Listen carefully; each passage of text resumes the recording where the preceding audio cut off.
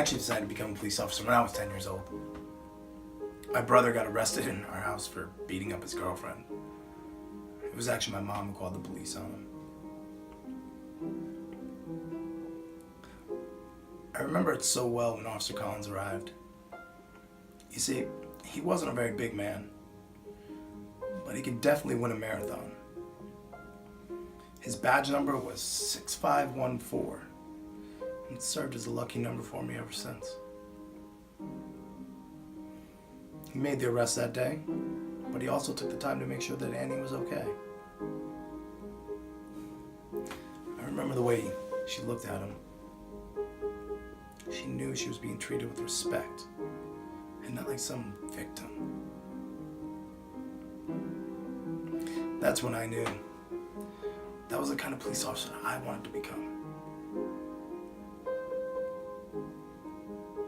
Every case I've ever been called in on, under whatever strain, I've always made sure to never pity, but to listen and to try and understand. I would do that for every woman and every child. But the men, that was a different story. Now don't get me wrong, I would never disrespect them. Especially if they'd gone through some sort of an ordeal. But there was always something in the back of my head saying, get up, don't be weak.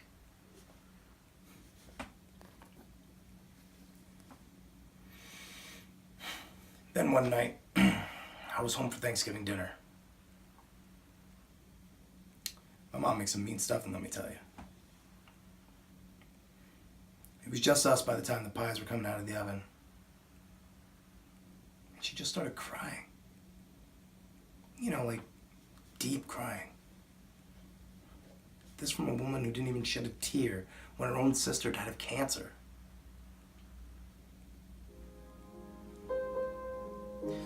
My father was going to be home any minute. He was working late at the hospital, which, it was normal for a holiday. Without saying a word, my mother just turns around and lifts up her sweater. And that's when I see the bruises. I was so full of rage. Wouldn't you be? But then something happened to me that I'd never experienced before. I had a flash. My father, much younger guy than he is now, he was beating someone. Except it wasn't my mother. It was me. I must have been like 5 or 6 years old. I'll give you 3 guesses what he was yelling. Get up. Don't be weak.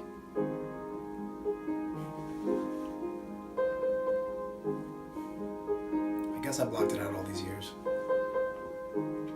I cried with my mom as I told her.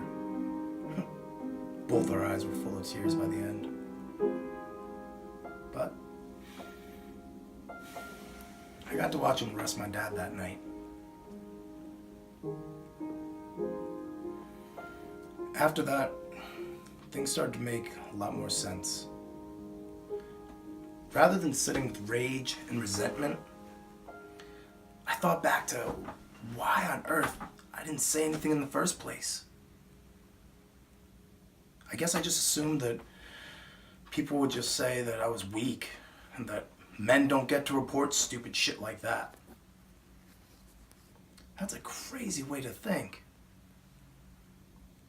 Violence can happen to anyone. Now, don't get me wrong. I'm not trying to sound like an after-school special here.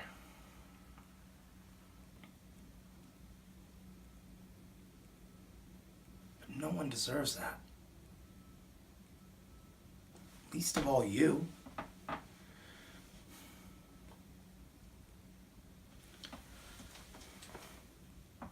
Why don't you tell me how this all started?